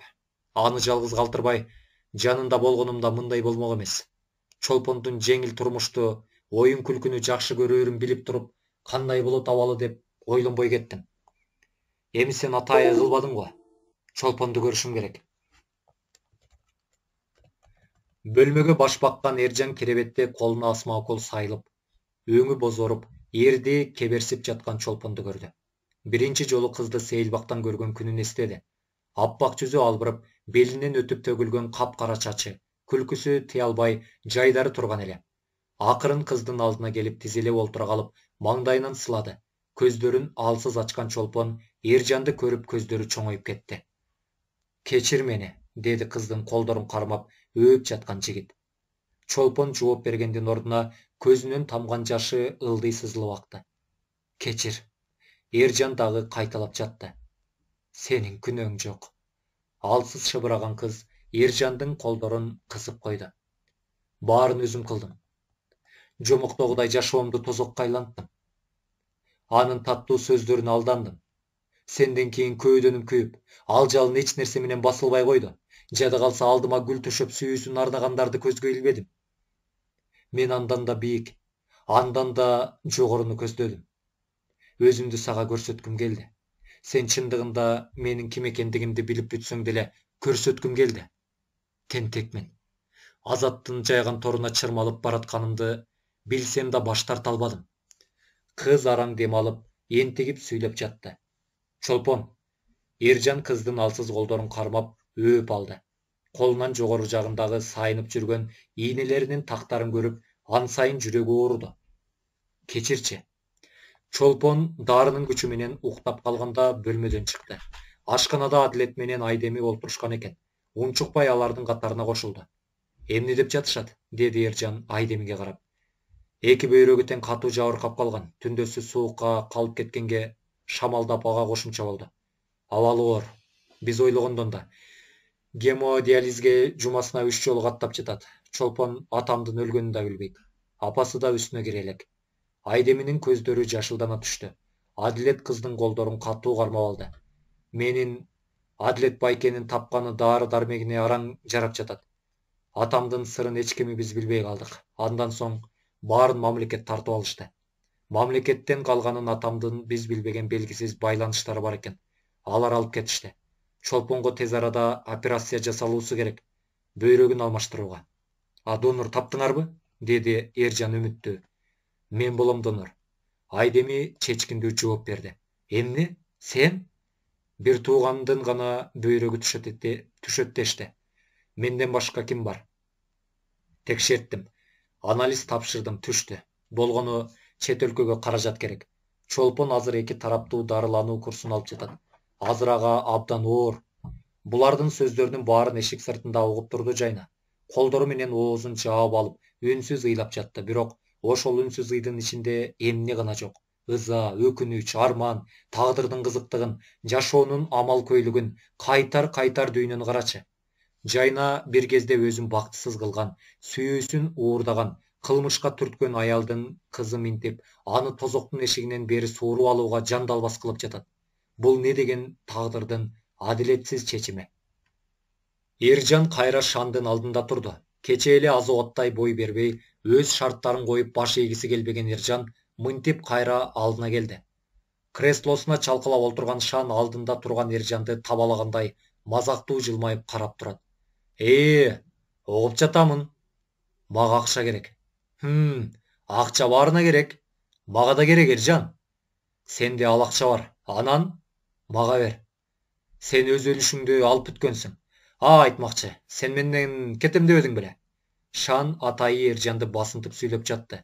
Алдына чарасыз келгенин билип туруп, эч кайда кете албасын көрүп ушинтти. А эгерде Эржан кетип калганда деле кое бермек эмес. Эржан, Жакындарыңды качырып жибердиң де? Сага менин өмүрүм жетет. Жок, жок. Сенин оюңча мен аларды таба албаймынбы? Эч качан. Аны көрө жатарбыз. Азыр башка маселе, деди Шан адатынча тамекисин күйгүзүп. Сага акча берүүмдү талап кылып жатасың. Ордуна эмне аламын? Мени. Эржан, Эржан, сени эчак эле сатып алгам мен. Шан тамекисин өчүрүп, Эржанды алдына келди. Бүгүн беттеш болот. Сен түшөсүң. Казакстандан келген коноктор бар. Жеңсең, коюлган сумманын баары сеники. Ал эми жеңилсең, жеңемин, деди Эржан. Жеңилсең эмне болорун жакшы билесиң да. Шан жигитти далыдан таптап ары басты. Түн бир окум. Белгиленген бул беттеш өтчү жайда күн менен түндүн айырмасы жок. Анча чоң эмес спорт залынын ортосунда коюлган октагон. Адам көп. Колдоруна бокал менен ичимдик көтөргөн олигарх, бизнесмен, депутат, авторитеттер жана аларды жандаган ичке белди сулуулар. Арасында өлкөгө белгилүү ырчы жаш кыздар да жүрөт. Эржандын оюнда азыр жеңиш гана турду. Чолпонду сактап калуу керек. Бул жакка келерден мурун көпкө ойлогон. Чолпондун үмүтсүз көздөрү эсинен кетпей туруп алды. 1, 2, 3 башталды. Кран менен дуулдап чыккан чоң кол чабууларга, каткырыктарга толгон зал. Беттеш майданында турду Эржан. Башын көтөрүп, элди карагысы келген жок. Жада калса, маңдайына чыккан атаандашын да тиктебеди. Белги берилип, эрежелерди айткан калыс октагондон чыгып кеткенде гана башын көтөрдү. Көтөрдү да катты Эржан. Үстү жылаңач, өзүн таң калган көздөр менен карап сагын турган экен. Ооба, ошол. Оштогу сапарында көргөн. Булардын чөйрөсүндө жаңы кошулган чемпион. Эржан түшүнбөй калды. Экөө тең бири-бирине жакындаша албай тура беришти. Эржан деген Шандын кыйкырыгы жигитти өзүнө келтирди. Катуу эмес акырын соккуларды берип, бири-бирин тооруп жатышты экөө тең. Качан Эржан сагынды жыгыта тээп, үстүнө мингенде сүйлөдү. Эмне жүрүсүң бул жерде? Мен сенде ойлогом, деди сагын энтиге өзүн Эржанды муштумунан коргоп жатып. Атай мушташып жаткандай көрүнгөн экөө ушинтип сүйлөшүп жатышты. Анткени беттеште атаандаштар бирин-бири менен сүйлөшүүгө мүмкүн эмес эле. Казакстан менен болот деген эле беттеш, деди Эржан. Мен Казакстандан келдим. 1 ай мурун мени Казакстанга сатып жиберишти. Эмне? Абуулуңа операция жасалдыбы? Жок, ушул беттештен соң. Эржан шалдырай түштү. Сагындын үстүнөн жерге кулады да чалкасынан жата кетти. Бул не деген сыноо эме? Залда олтургандар эч нерсени түшүнгөн жок. Алар укмуш кызыктуу беттешти элестетип келишкен. Ал эми бул экөө эки жерде жатышты. Калыс чыкты да экөөнү тең тургузуп, эки жакка таркатты.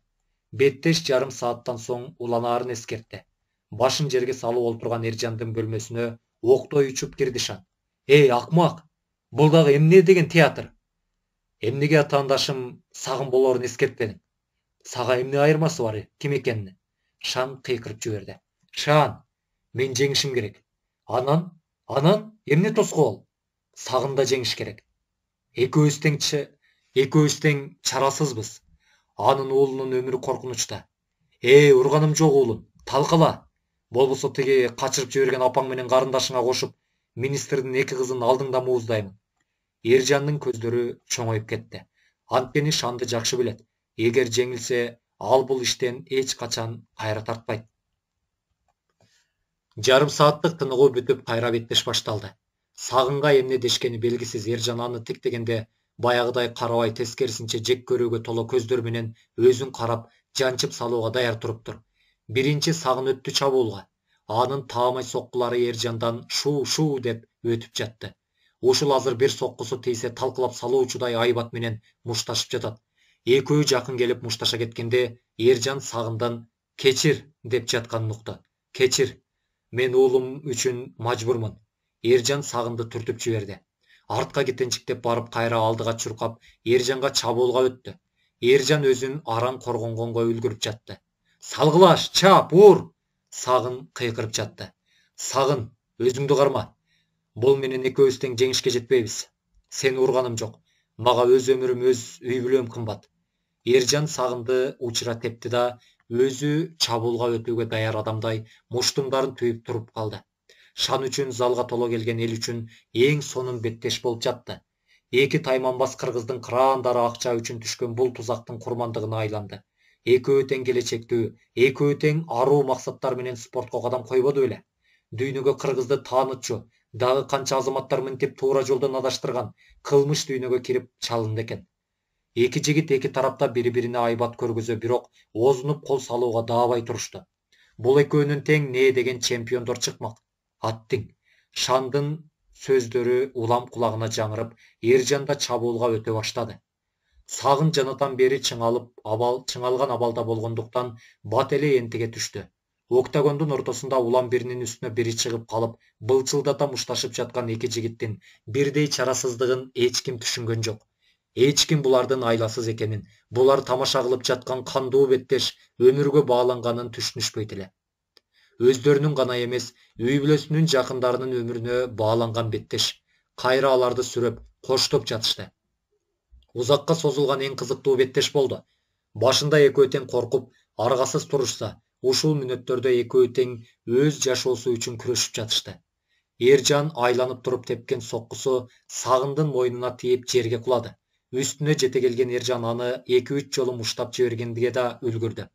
Качан гана оозу мурдунан кан агып жаткан Сагын өзүн коргобой чалкалай жатып калганда токтоду Эржан. Оолумду сага тапшырамын, деди жылмая, кан болгон тиштерин көрсөтүп. Талкала! Деген Шандын үнү чыкты зал тараптан. Кечир. Эржан олтура калып, Сагындын бутун кайрып туруп сындырып салды. Карс деген үнгө удай эле деген Сагындын жаны ооруткан кыйкырыгы залды каптады. Кол чабуулар менен кошо алкыш, кыйкырыктар, булардын баары азыр Эржанга маанисиз эле. Сагындын үстүнө жыгылып ыйлап жатты. Суранам, кечир. Мен мажбур болдум. Октагонго чыккан калыс менен кошо эки жигит араң Эржанды Сагындын үстүнөн сууруп алышты. Шан алдына келип сыймык, мактаныч менен Эржанды тиктеп турду. Куттуктайм.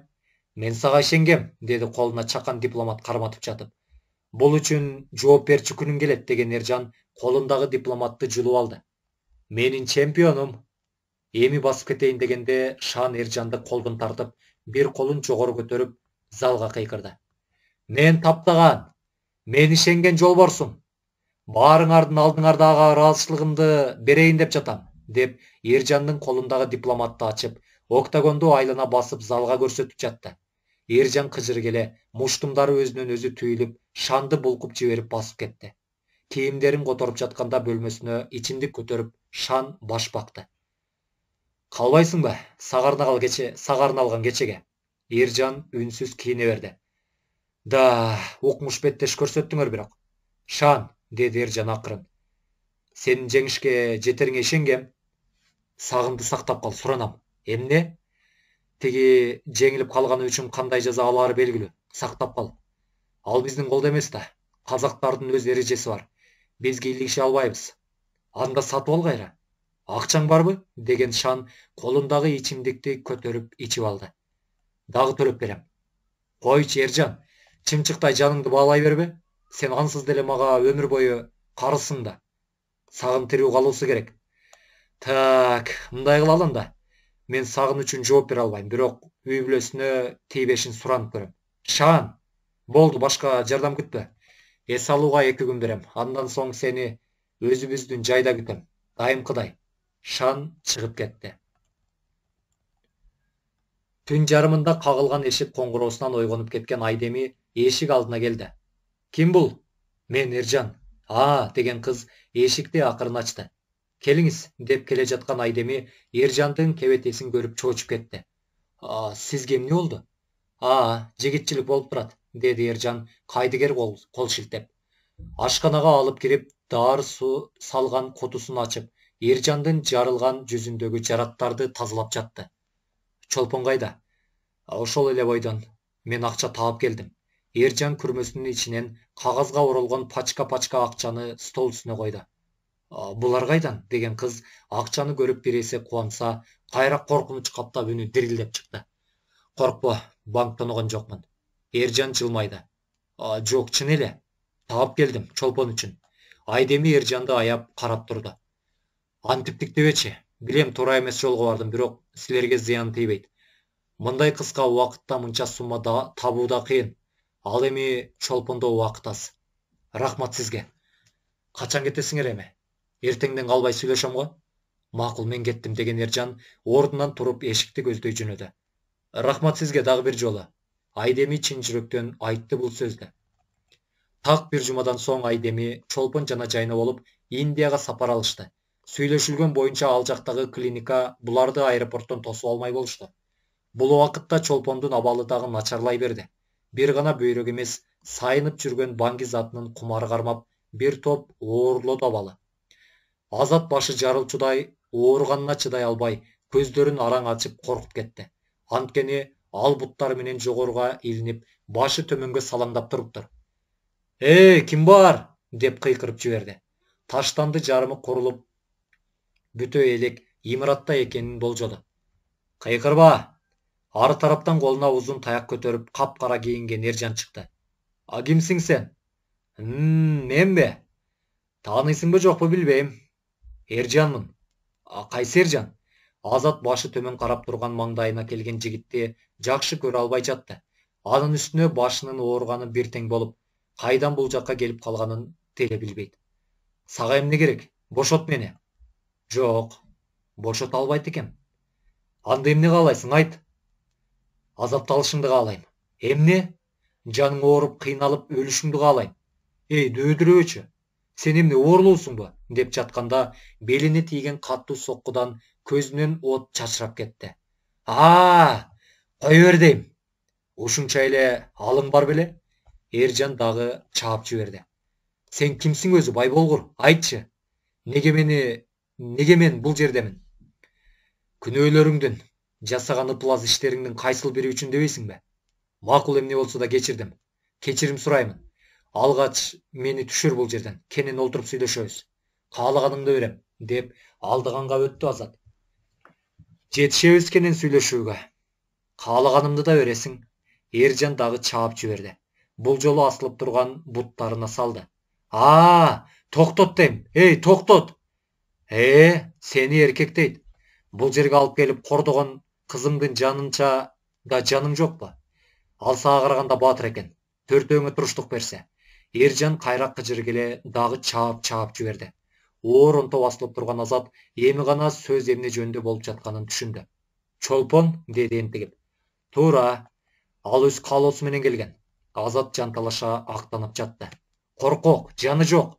Эржан чарчап калгыча сабады Азатты. Көз алдына Чолпондун алсыз элеси тартыла берди. Бир убакта Азат эсин жоготуп койгондо токтоду. Кайра эсине келген Азат столго байланып олтурган экен. Маңдайында Эржан. Ойгондуңбу? Кое берчи. Мен буйрукту гана аткаргам. Кимдин? Шан, деди Азат. Эржан дел болду. Кантип? Шанга эмне кереги бар эле? Колгой, деди Азаттын бир колун бошотуп, ручка карматып жатып. Бул эмне? Сен бир кездери Чолпондон тартып алган анын дүйнөсү. Азат кол койду. Ушул азыр эптеп эле жаны аман калса болду. Кайра колдорун артына байлап, оозуна скотч жабыштырган Эржан Азатты жаактан сылап койду. Жакшы кал. Көрөлүчү сени да издеп таап алып кетишер бекен. Азат кыйкыра албай, тыпырчылаган бойдон кала берди. Оор жабылган эски имараттын эшигинен чыккан Эржандын азыр оюнда Шанга деген укмуш өч алуусу жатты. Адам баласынын тагдыр жолунда эмне деген күндөр, сааттар, мүнөттөр, ирмемдер өтөт. Жашообуз кандай гана жолдорго бурулуп, башыбыздан оор, жеңил сыноолорду өткөрөбүз.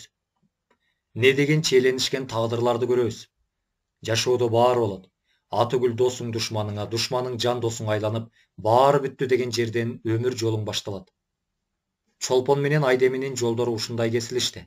Ушундай уланды. Чолпон башында маани бербеген, жөн гана атасынын катачылыгы менен жарык дүйнөгө келген экинчи кызы леп кабыл алган, кийин душманына айланган Айдеми өзү үчүн мынча аракет кылаарын ойлогон экен. Операция башталаарына саналуу мүнөттөр калган. Чолпонду жаткырган столдун жанына Айдемини да сүйрөп келип жаткырышты. Башын буруп караган Чолпондун көздөрүнөн жаштар эрксизден сызылып акты. Баары жакшы болот. Шыбыраган Айдеми колун созуп, Чолпондун колдорун кармап алды. Азыр бир нече мүнөттө экөөнү тең наркоз берилет. Сыртта күтүп олтурган Жайнанын ойлору чаржайт. Узун коридордо максатсыз эле басып жүрө берди. Кызы көзүнүн кареги болгон чолпонун жоготуп алганы калган жеринен Айдеми себеп сактап калышты. Ушунча жылдан бери көздөрү эч нерсени көрбөй жашаган экен. Менмен синген текебердик менен бош көкүрөгүн көтөрүп, өзүн бийик сезип, бирок эң төмөндө жашаган турбайбы? Көрсө, жалгыз кызы деле өзүнө сырын ачып, жакын боло албаптыр. Эстеп көрсө, кызы бир да жолу көкүрөгүнө жөрөнүп сырдашпаптыр, ыйлабаптыр, мойнуна асылып кубанычын күтөкпөптүр. Болбосо, ушунун баарына жеткирбей, неге көзүм өлдөп калбады? Неге жок дегенде жалгыз кызын таадырдын таш боор чеңгелине салып бербей, арачалап кала албады? Андан кийин көзү ачылды. Мураттын өлүмү, кызынын абалы, өзүнө катары менен келген бул сыноолорду көтөрө албай, эси ооп олтурганда, Мураттын буларга белгисиз байланыштары келип, болгон мал-мүлкүн тоноп кетишти. Эч нерсеси жок, оорукчан кызы менен көчөдө калды Жайна. Баягы бир кездеги тааныш достору, жакындарынын баары жүзүн үйрүп кетишти. Кайра баары колдорун кезеп, буларды көрсөттү. Сүрөткө тартып, табалаган сөздөр менен интернет булактарына чыгарышты. Убагында алдына келип, ийилип салам берүүчүлөр тоготпой кетишти. Айдеми болбогондо мунун баарын көтөрө алмак беле, же кызын да өзүн да жанын кыйып кетмек беле. Алсыз экенин эми мойнуна алды. Мурат эмнеге Айгүлдү мынча сүйгөнүнүн себебин да эми аңдап жетип жаткандай. Көрсө, ал аялдын солоолоого кең пейил жүрөгүндө, таза жан дүйнөсүндө турбайбы? Айдеми апасынын дал ошол мүнөзүн алыптыр. Болбосо ошол кызга өзүнүн бир жолу жакшы сүйлөгөнүн эстей албайт. Ар дайым текебер кармап, кемсинтип турар эле го. Анысы аз келгенсип жала жаап, үйдөн кетүүгө мажбур кылганычы. Оор абалдан чыгарып алып чыгып жатканда Айдеминин сөз эмес, кабагынан да сезбеди анын орой мамилесин. Жадырап күлүп, мурун кандай болсо ошондогудай. Жайна ыйлап жатты. Уятынан, кеч ойгонгон абийирине, текебер мүнөзүнө, көзү ачык, бирок көөдөн сокур болуп жашаган өмүрүнө ыйлап жатты. Эржан Адилеттин алдына кеч келди. Түн бир убакта экөө машинеде сүйлөшүп олтуруп, колуна кичинекей флеш-карта карматты. Бул эмне? Менин кирезим. Жөн олтурчу, деди Адилет, кайра флеш-картаны досуна сунуп. Жок, тамаша, керектүү маалыматтар бар, досум. Шанды жок кылууга, каматып салууга жете турган далилдер бар. Мен азыр анын жанына баратам. Ал чөйрөдөн чыкпасам болбойт. Барып эмне кыласың? Жүр азыр эле муну органга өзүң алып барып тапшыр. Адилет, сен оюңча азыр муну органга тапшырсак алар Шанды кармап берет дейсиңби? Ал деген Шан, кылмыш дүйнөсүндөгү белгилүү орду бар авторитет. Органда анын канча адам иштейт? Азыр экөөбүз кирип барсак, аны эмес, экөөбүз жок кылып салышат. Анан эмне кылмакчысың? Шанды деген кылмыш үстүндө колго түшүрүү керек, далил менен. Түшүнбөдүм. Бүгүн коңшу Өзбекстандан түштүк аркылуу товар кирди. Аны Шан эртең өз дачасына кабыл алат. Ошого мен да жанында болом. Бул биздин акыркы мүмкүнчүлүк. Сен бул флеш-карта менен органга барып, ишеничтүү адамга бер. Ал эч кандай шек алдырбай кармоочу топ даярдап, мен айткан дарекке бастырып келишет. Аларга кошумча 1-2 журналисттик топту кошуу керек. Алар түз эфир менен алып көрсөтөт. Анткени органды сатып алса да элдин көзүн жаап алышпайт. Эржан, Адилеттин чындап оозу ачылды. Өзүн криминалдык топ менен биргеликте фильмге тартылып жаткандай элестетип кетти. Ананчы, мындай укмуштуу окуяларды кинодон гана көргөн да. Жашоодо, болгондо да өздөрүнүн алакандай мамлекетинин ичинде болуп жатканы түшүнө да кирбес эле. Мага бир нерсе болсо, айтпачы кайдагыны. Уксаң, эми кокустуктайм болуп кетсе, апам менен карындаштарымды сага тапшырамын. Эржан, балким башка да жолу бар? Жок, деп баш чайкады Эржан.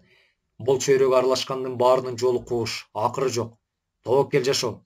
Мен билбей кирип алдым. Ал эми билгенимде өтө кеч болду. Эми чыгам деп жатканымда Чолпонду сактоо керек болду. Чолпонду ошол Шандын жардамы аркылуу бул жолго салыштыр. Мурат Дөөлөтовичтин өлүмү да кокустук эмес. Эмне? Токточу. Анан тегиде баары бар. Жакшы болот, баары. Албетте. Эржандын колундагы флеш-карта мындан 3 күн мурун жазылган болчу. Катардагы өткөргөн товарларын жууп олтурушканда, Эржан кийген күрмөсүнүн чөнтөгүнө байкатпастан жайгаштырган кичинекей камера менен олтурган. Эржан биздин бир ишеничтүү жигиттерибизди өлтүрүп кетишиптир, деди Шан кейип ошол эле убакта кыжыры келе. Кайсы? Деди Эржан. Азат, менин эң ишеничтүү жигитим болчу. Кече күнү бузулган имараттан таап келишти. Канча күн жатканы белгисиз. Ким кылышы мүмкүн? Деген Эржан да сыр бербей сүйлөдү. Билбейм, бирок ошону таап келесиңер. Ал деген мүмкүн болбогон иштерди жасачу. Шан бир аз кызуу болчу. Мисалы, менден да ишеничтүү беле сага. Эржан Шанды атайы сөзгө чалып жатты. Сенбе? Сен аргасыз алдындасың. Ал эми ал өз эрки менен иштеген мага. Сен эми биз менен калдың. Эржан качырып жиберген апаң менен карындаштарыңды таап келем баары бир. Ага чейин өзүң алып кел. Баары мурункудай болот. Чыргал жашоодо жашайсың. Ансыз деле өзүм ушуну ойлоп жаткам. Сени менен эле иштешем. Акчадан кыйла аксап калдым, деди Эржан ишенимге кирүү үчүн. Мына эми өзүңө келдиң, жолборсуң. Бүгүнкү ийгилик үчүн. Ушул товарларды өлкөгө эркин алып кирүү үчүн тиги министрге сунуш кылгам. Кайсы? Сенин периштеңдин атасы. Шан мыскылдуу жылмайды. Баса анын жашы? Ооба. Жакында мекенге кайтышат, деди Эржан. Сактап калдың. Бирок атасы Мурат, билесиңби Эржан? Аны өлүмүн баары кокустук деп ойлоду. Эң сону мүмкүнчүлүк пайда болуп калды. Сага эмнеге керек болду анын өлүмү? Министр болгондон кийин чогуу иштешүүнү каалабады. Шан адатынча жанында турган кальянды тартып жатып сүйлөдү. Ал адам менен көп иштерди бүтүргөнбүз. Канча мыйзамсыз товар жүргүзүүлөр. Мага жакшы өнөктөш эле, анткени бийликте, бирок бир күн эле баш тартты, көрсө министр болгону жатыптыр. Мен көп жолу айтып көрдүм, болбоду. Анан түбү менен жок кылып салууну ойлодум. Дөөлөтович болбосо башка бийлик өкүлү менен деле иштешип кете алам, бирок билесиң го, мен кекчил адаммын. Ооба. Бул Шанга тиешелүү мүнөз. Ара жолго калтырган, жолуна тоскоол болгон, айтканын аткарбаган адамды жек койбойт, жөн койбойт. Анан кызынан баштап колундагы бийлигине чейин тартып алдым. Өзү түзүп жаткан тынч жашоосунун чаңын сапырдым. Артынан көп күн жүргөн адам ошол күнү аны коюп кетти. Өзү да эрежени бузуп айдады. Анысы албетте бизге пайда алып келди. Шан улам кальяндан тартып, ичимдик ичип баарын Эржанга айтып бере берди. Мунун баары жазылып жатканынан кабары жок. Эржан бийик дубал менен курчалган үйдүн дарбазасына келип коңгуроосун басты. Жашыл жоолук салынып, көздөрү кызарып шишиген жаш келин кыйга чачты. Саламатсызбы? Саламатчылык. Сагындын үйү экен? Келиндин көздөрү жашылдана түштү. Ооба, бирок сагын, деп ыйламсырап келе жаткан келиндин сөзүн бөлө. Мен билем, деди Эржан. Анын аманаты бар болчу. Кириңиз, деген келин эшикти ачып алдыны көргөздү. Үй чакан болуп, айланасы бакка курчалган экен. Эшик алдындагы бак түбүндөгү тапчанга келишти. Төрдө жаш бала жаткан экен. Эржанды көрүп ордунан козголуп учурашты. Сен медерсиң? Деди Эржан жүзү кубарып, энтигип жаткан баланы кармап. Ооба, деген бала баш ийкеди. Мен Эржан. Дасторкон салып нан койгон келинди токтотту Эржан. Айда, олтуруңуз. Келин унчукпай тапчандын чекесинен орун алды. Сагын менен доспуз. Ал силер жөнүндө көп айтчу. Акыркы ирет кездешкенибизде да силер жөнүндө, уулу жөнүндө сүйлөгөн, балким билсе керек бар. Ошондо мага бир нерсе болсо деп силерди аманат кылып айткан эле. Айданын көздөрүнөн жаштары куюлуп жатты. Ооба, Эржан калп айтты. Сенин күйөөң менин айымдан өлдү деп айта алмак эмес. Сагынды ошол беттештен соң жол кырсыгына кабылды деп Казакстандан сөөгүн алып келишкен. Ал эми бул кандай жол кырсык экени Эржанга маалым болчу. Булар үчүн дегиле Сагынды тааныган калк үчүн чемпион кырсыкка кабылып өлдү деген гана чындык айтылган. Кудум бир кездерде Эржандын атасынын өлүмүнө окшоп, балким анын артында да ушундай чуулгандуу эч ким билбеген окуя жаткандыр. Балага операция жасалуу керектигин айтчу. Бул Сагындын менин топтогон акчабыз. Эржан стол үстүнө кагазга оролгон акчаны койду. Чет мамлекет менен да сүйлөшүү жүргүзүп койдук. Эртең бул дарек боюнча барасыңар, анализ алышат. Адамдарды дайындап койдум. Айда эч нерсе дей албады.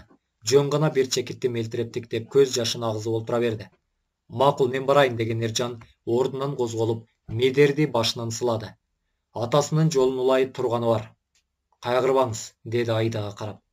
Рахмат сизге, ыраазыбыз деген келин көзүндөгү жашын сүртүп узата карап кала берди. Эржан канчалык экени белгисиз, бирок Сагындын алдындагы күнөөсүн ушинтип жуугусу келди. Шан Сагындын өзүн сактай албаса да, сөзүнө туруп үй бүлөсүнө тийгизбептир эч кимди. Эржан бул жактан чыгып, туура эле Шандын дайым товарларды өткөрүп алчу дачасына жол алды. Бүгүнкү күн кандай жыйынтык менен аяктаары белгисиз. Темир байке, сиздин тааныштарыңыз барго? Бар дечи, бирок алар жардам бере алабы? Эржандын үмүтү менден, деди Адилет акырын. Ушундай болоорун баары бир сезгем. Кандай? Эржан бул жолдон баш тартаарын. Ооба, бирок кеч түшүндү да, Темир байке. Апасы менен карындаштарын араң чыгардык өлкөдөн. Эми өзүнүн өмүрү коркунучта. Жакшы болот баары. Мен бүгүн досума барайын, кеңешебиз. Сенин колуңдагы бул маалыматтар жөн эмес.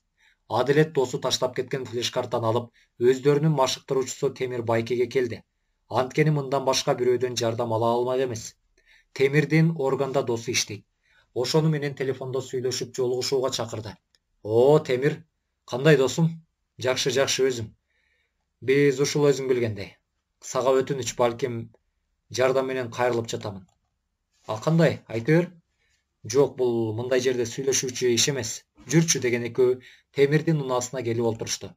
Ноутбукка салган флеш-картадагы маалыматтын баарын экөө үнсүз көрүп чыгышты. Булар сенде кайдан жүрөт? Теги тарткан бала менин жигитим болчу. Келечектеги кең мушкер эле. Булардын жайган торуна түшүп калды. Акча үчүн албетте.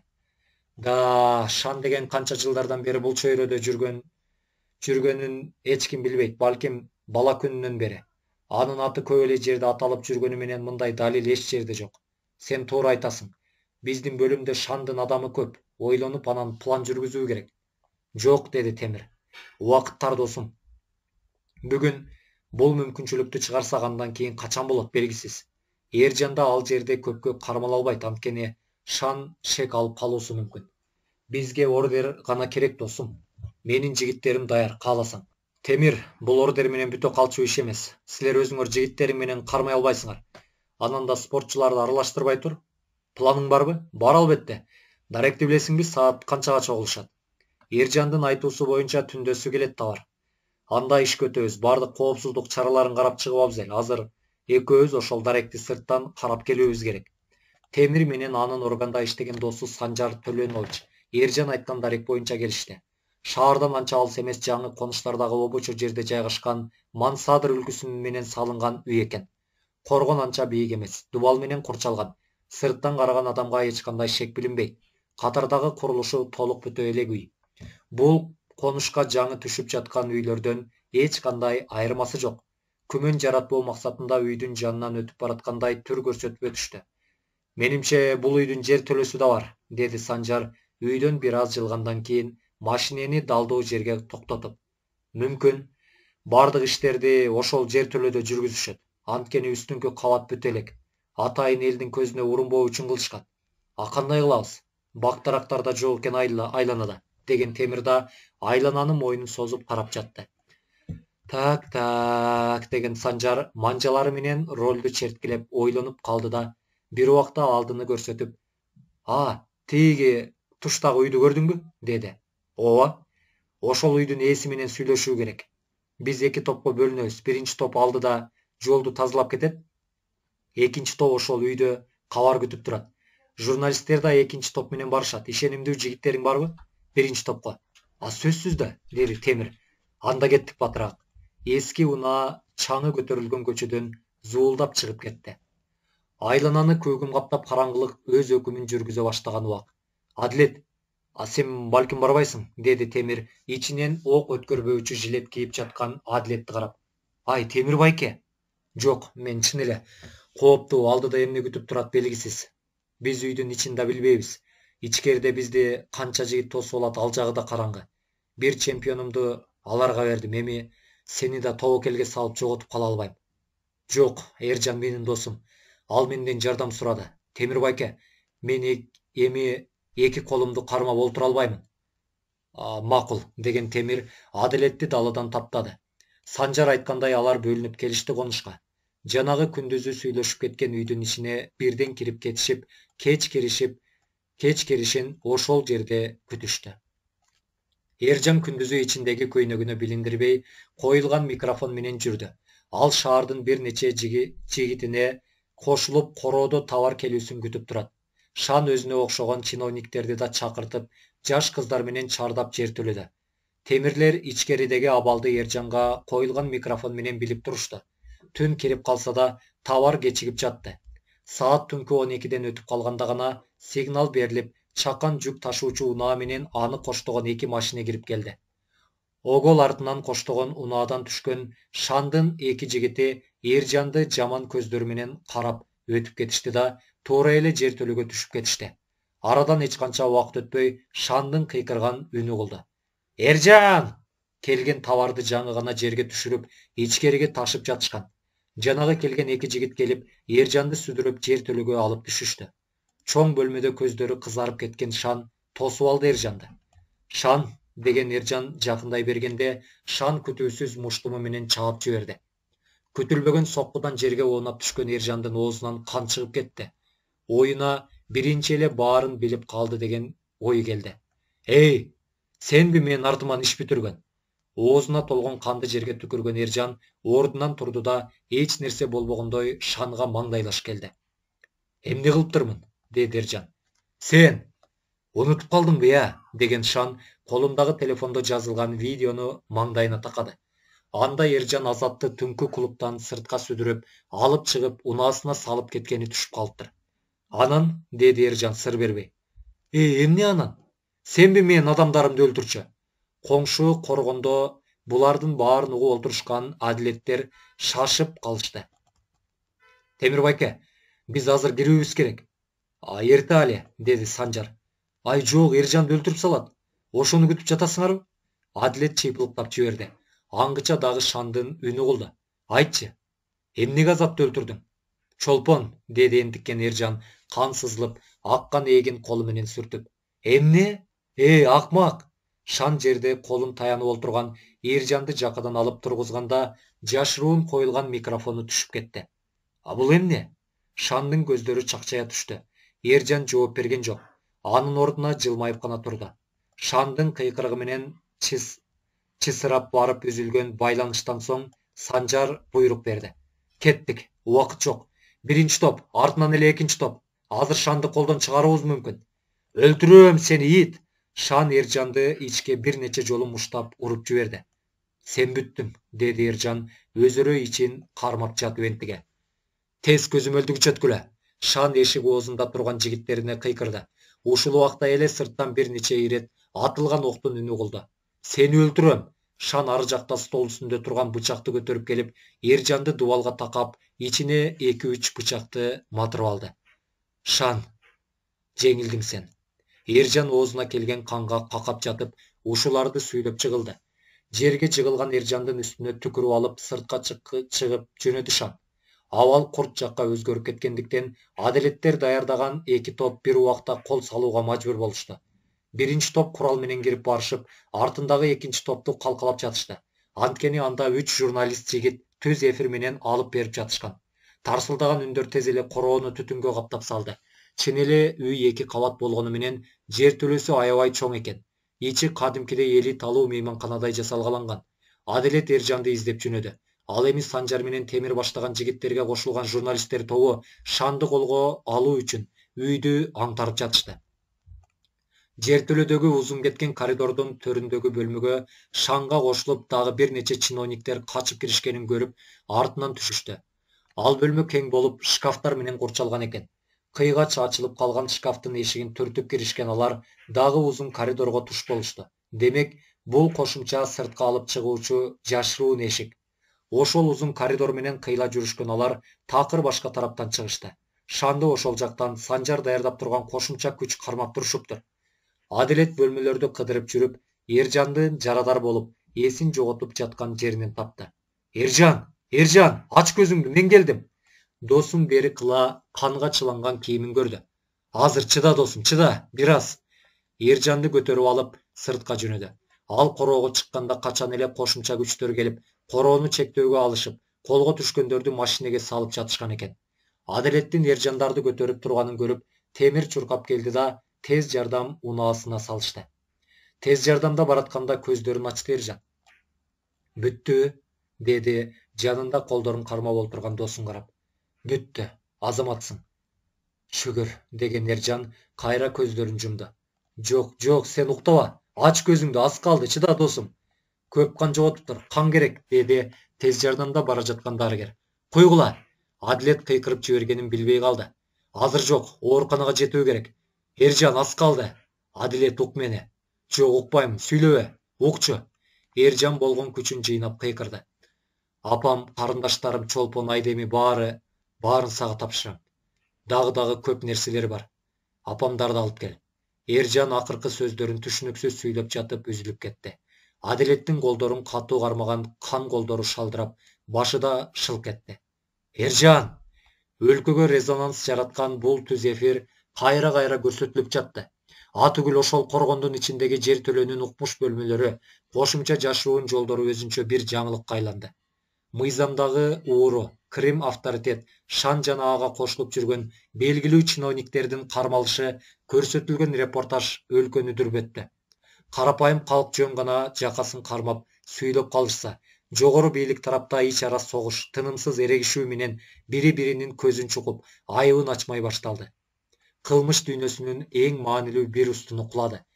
Шанды эми түрмөдөн эч кандай күч чыгара албайт эле. Анын Эржан таштап кеткен жазуусуна кошумча дагы көптөгөн иштери ачылып, кылмыш иши козголду. Шан жөнүндө репортаж жасаган Адилет анын бир канча жаш спортчуларды азгырып, колдонуп келгенинен тарта, өлкөгө ташыган наркотик, контрабандасына чейин теледен элге көрсөтүп берди. Бул колго алуу операциясында Санжар бутунан жеңил жаракат алды. Мамлекет тарабынан Адилет, Темир, Санжар жана журналисттер тобу ардак грамоталар жана сыйлыктар менен сыйланышты. Ринг. Колдоп коштогон эл. Ортодогу октагондо түшүрүлгөн ар кандай жарыктар. Калыс Адилеттин колун жогору көтөрүп, жеңүүчү атаганда Адилеттин көзүнөн жаштар акты. Кыргызстандын гимни жаңырып, желеги көтөрүлүп, Адилетке чемпиондук кур тапшырылды. Микрофонду алган Адилет терең дем алып, бул жеңишимди кыргыз элиме жана досумдун жаркын элесине арнаймын, деди. Мына, Эржан кыялданган чемпиондук кур. Адилет үйүнүн төрүнөн орун алган Эржандын күлүп түшкөн сүрөтүнүн алдына алып келип койду курду. Сен үчүн. Адилет менен Айдеми бат-баттан Эржандын мүрзөсүнө келип Куран окутуп турушат. Апасы жана карындаштарын да алып келген. Ал эми Чолпон узакка созулган дарылануудан кийин кайра өз кесибин улантып баштады. 1 жылдан соң уул төрөгөн Айдеми менен Адилет уулуна Эржан деп ысым ыйгарышты. Чыгарманын аягы. Кымбаттуу угармандар, учурдан пайдаланып биздин баракчага катталып, биздин видеолорубузга лайк жана комментарий жаза кеттиңиздер. Бул чыгарманы укканыңыздар үчүн жалпыңыздарга ыраазычылык билдиребиз.